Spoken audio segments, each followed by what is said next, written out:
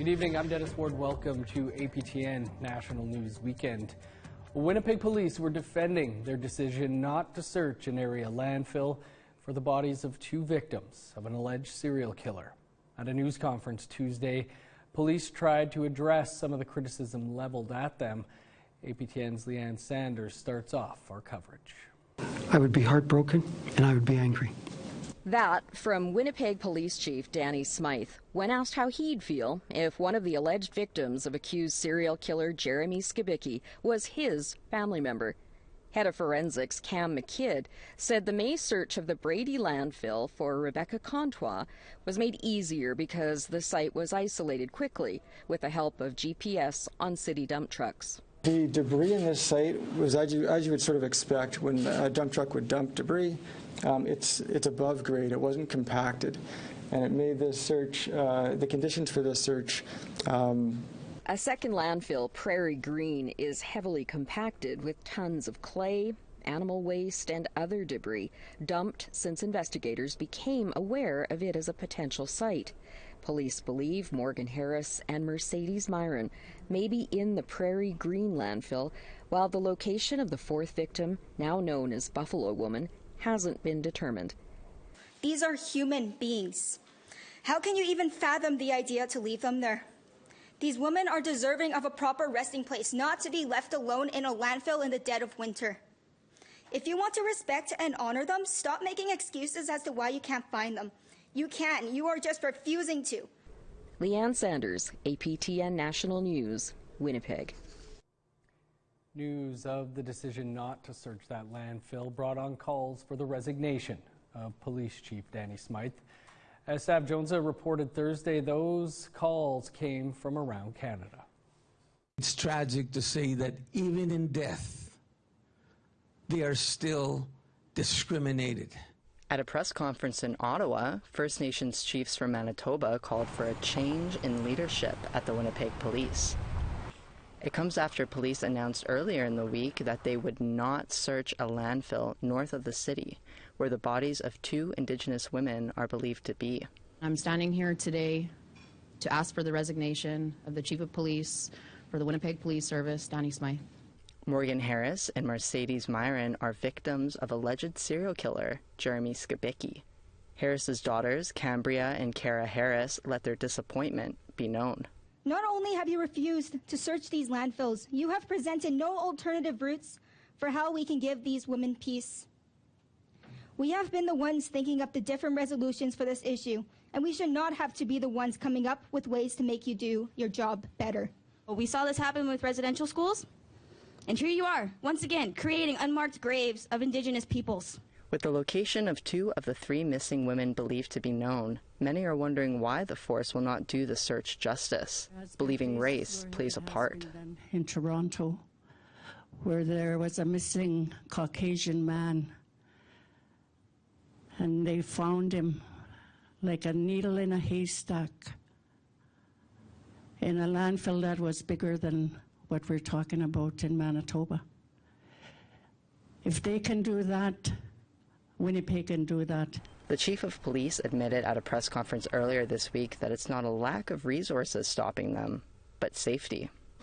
The circumstances, combined with the safety hazard, form the basis of a difficult decision not to go forward with a search at Prairie Green.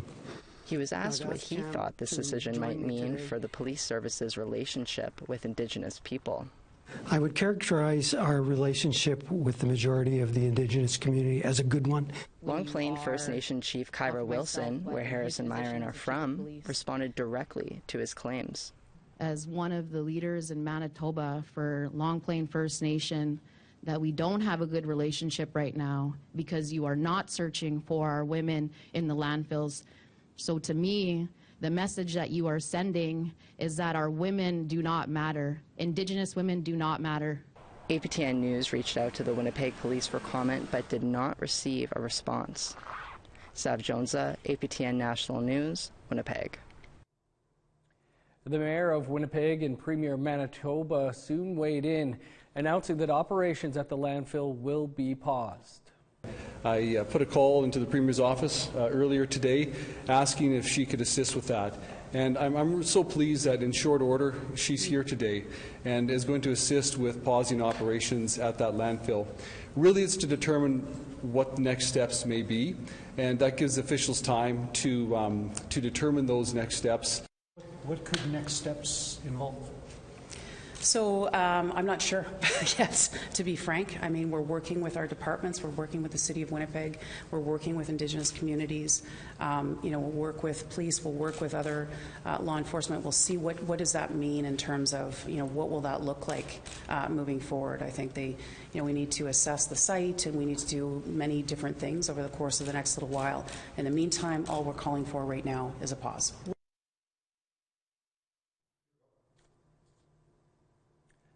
Meanwhile, Tuesday's National Day of Remembrance and Action on Violence Against Women drew quite a crowd in Iqaluit. Around 100 people gathered at Iqaluit's Four Corners for a brief march to the museum. The rate of violence against Inuit women is 14 times higher than the national average. Nunavut has the country's highest rate of female victims of family violence. Violent crime in the territory is 6 times the national average. The Assembly of First Nations held its special assembly this past week. We'll bring you the highlights after the break.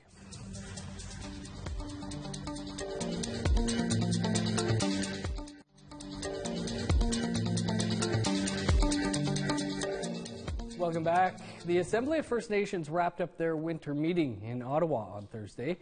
The chiefs heard from 3 federal party leaders. Here's APTN's Annette Francis with that story. Despite being behind in their agenda, the chiefs took some time to hear from government leaders. Jagmeet Singh, leader of the NDP, spoke about the ongoing violence against Indigenous women and girls and wanting to be an ally to fight for a brighter future. He also took the time for a Q&A. Where's the honor of the crown? When is it going to happen? If you can, please talk to Justin and say, give us our land back. I'll certainly pass on the message now, but I hope by the next election you can just talk directly to the Prime Minister, and that'll be me, and then I'll get this done for you. Conservative leader Pierre Poilievre did not attend in person and instead sent a video address. He said under the Trudeau government there's been a lot of failures to address issues like clean drinking water or adequate housing. He wants to work on empowering First Nations and promises to tear down barriers. I want to make it easier for your communities to get out from under the paternalistic Indian Act where you so choose. You have the thousands of years of history, the local knowledge of land and people, and the wisdom to decide for yourselves. It received little response from the chiefs, save for one who would have preferred to continue to work on resolutions. Please do not ever again put a video like that ahead of our residential school survivors. The grand finale was saved for the Prime Minister. He spoke of reconciliation and working together towards self-determination. Then he took the time for questions from chiefs and proxies, some frustrated. There's still many communities dealing with third world conditions, and you're calling for a partnership, reconciliation, justice. Well, there's a lot of communities, such as Attawapiskat, that need to be heard. And there's communities like us shouldn't be suffering to meet the basic needs for our people. The story of Attawapiskat is one of heartbreak, and the young people that are dealing with the situations there continue to be a real challenge. You mentioned Miscandiga as well. Yes, we're getting closer to ending the boil water advisory there. We've put in a new water treatment plant, invested, but there's still work to be done. Annette Francis, APTN National News, Ottawa. The Assembly of First Nations also managed to pass a critical resolution on Canada's $20 billion child welfare compensation agreement. The resolution directs the AFN executive to renegotiate the agreement it signed with the Trudeau government earlier this year. APTN's Fraser Needham has that story. There were a lot of hugs, tears, and handshakes at the AFN Assembly on Wednesday night. Thank you. Resolution is carried by consensus. That's because at the 11th hour, both sides managed to come together on what needs to be done to compensate all victims of a chronically underfunded First Nations child welfare system. Under the resolution, the chiefs have directed the AFN executive to negotiate a new agreement with the federal government that pays each child and family covered under the Canadian Human Rights Tribunal ruling a minimum of $40,000, starts flowing compensation money to victims immediately, ensures all victims are eligible for supports up to the age of 26, and requires the AFN executive to provide regular updates on the compensation implementation package. First Nations Child and Family Caring Society Executive Director Cindy Blackstock says the resolution means the federal government has no choice but to head back to the table to negotiate a new agreement. It means a yes-and approach. It means victims in the Canadian Human Rights Tribunal will see their compensation paid, and then also the class action can go forward. She says the government can keep the agreement it signed with the AFN executive last January, but they have been directed by chiefs from coast to coast to add to it to meet the Rights Tribunal's requirements. Is that these were victims who already were entitled to $40,000 through legal orders. And under the old arrangement, they would have seen that go down to zero. Now, thanks to the leadership, that's going to remain at 40, and so that's what the agreement needs to deal with. Interviewed on APTN's Nation to Nation last month, Indigenous Services Canada Minister Patty Hyde said the government has no interest in reopening the agreement. Well, at this point, we're confident that the $20 billion will suffice. And but listen, I'm always interested in hearing non-litigant ways to get to an agreement that aren't that doesn't involve litigation. I think reconciliation is about trying to find a path forward together. But what she said then is no longer accurate now based on the latest developments at the AFN Assembly. The summary decision, as I said, that overturns really an agreement that is historic, that was negotiated with Indigenous people. The compensation regime that was planned and presented in the final settlement agreement was designed by First Nations people. And for his part, Justice Minister David Lametti dodged questions on the issue at the AFN Assembly on Thursday. Fraser Needham, APTN National News, Ottawa.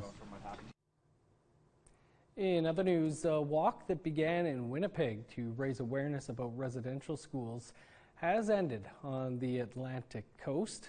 Angel Moore was there.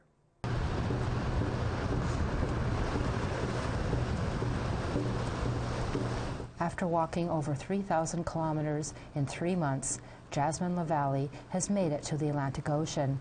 The walk is called 215 Plus, I Want to Come Home, inspired by the 215 graves in Kamloops.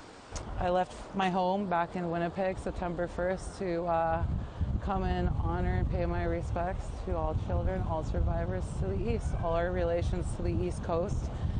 Virgil Moore is a residential day school survivor. He walked with LaValle to offer support and offered a message for survivors.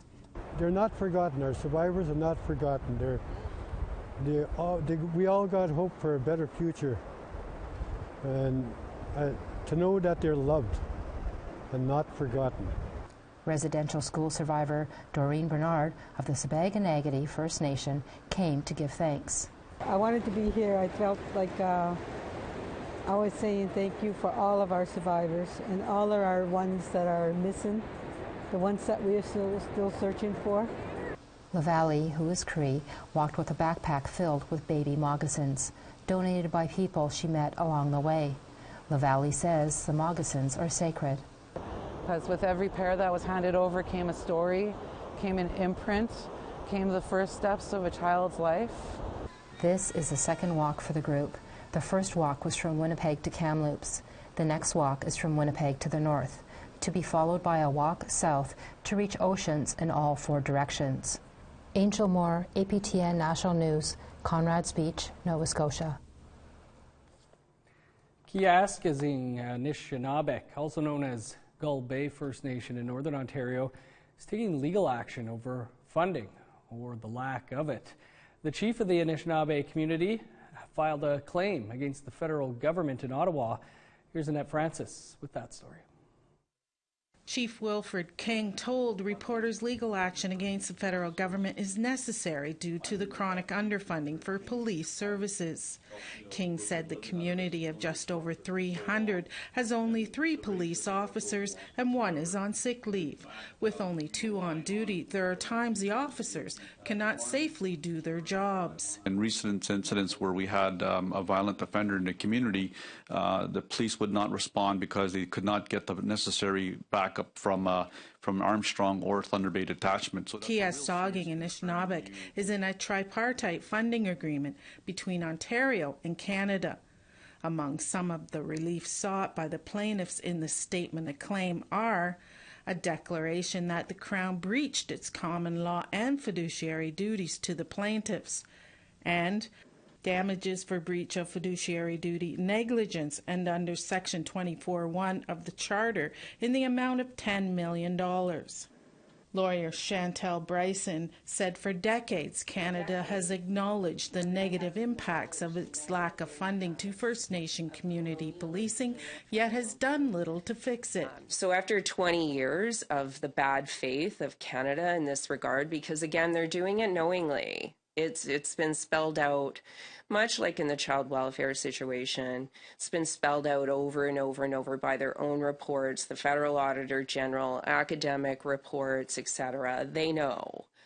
And they hold the axe over the necks of the communities. You know, it's either this or nothing. Bryson was also critical of the federal government's response to the recent crisis in the community of Jane Smith Cree Nation.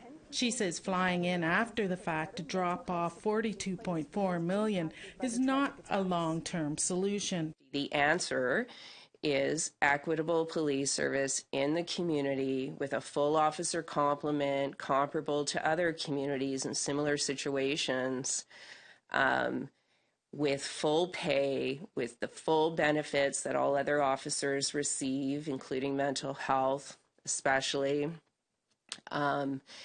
and pensions, and a proper police station, and proper communications equipment, and proper information technology, and proper training.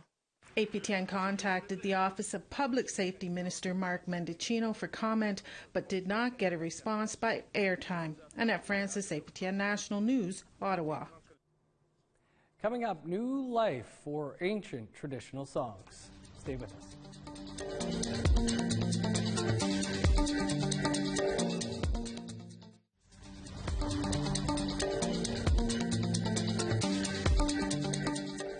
Welcome back.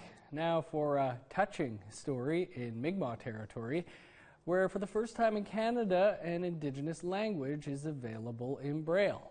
Angel Moore reports. Christine Muse is coding Braille at the Atlantic Province's Special Education Authority in Halifax. This grade 7 Braille textbook is coded for English speakers.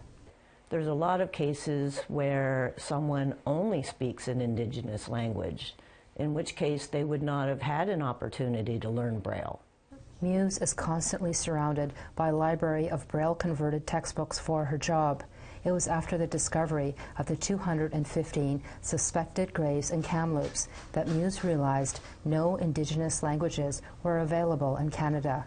So she got to work and created a Mi'kmaq Braille code. I was touched by it. It upset me, it maddened me, and I don't know, I honestly thought there wasn't much that someone like me could do from here, but I did hope there would be a resurgence in people wanting to regain their culture and their language, and I just knew that if one of them was blind and didn't speak English or French, then they were pretty much out of luck. Muse consulted with the Mi'kmaq community, including linguist Bernie Francis of the Membertou First Nation. Francis says Braille helps preserve the Mi'kmaq language. Actually, it's a great thing because, you know, it wasn't that long ago that we didn't have a writing system which adequately represented the sounds in the Mi'kmaq language. So the fact that we're already into Braille is really a bonus for us. Muse, a certified Braille transcriber for the last 15 years, earned the Louis Award from the American Printing House for the Blind for creating the Mi'kmaq Braille Code, which is endorsed by the Braille Literacy Canada. Now she has started to code Mi'kmaq books. I mean, there might not be a large call for Mi'kmaq Braille, but anyone who's now looking will see that, oh, this one got created, so we can move from there. Mi'kmaq now joins Navajo, the only other Indigenous language coded into Braille. Muse hopes it isn't the last, and that people will continue to be touched by Indigenous language preservation. Angel Moore, APTN, Jabuktuk, also known as Halifax. Great work there. An exhibit being showcased in Vancouver is connecting the past to the future through rarely heard traditional songs. APTN's Tina House has that story. The meaning of the word potlatch is to dance, feast, and give gifts to everyone in attendance.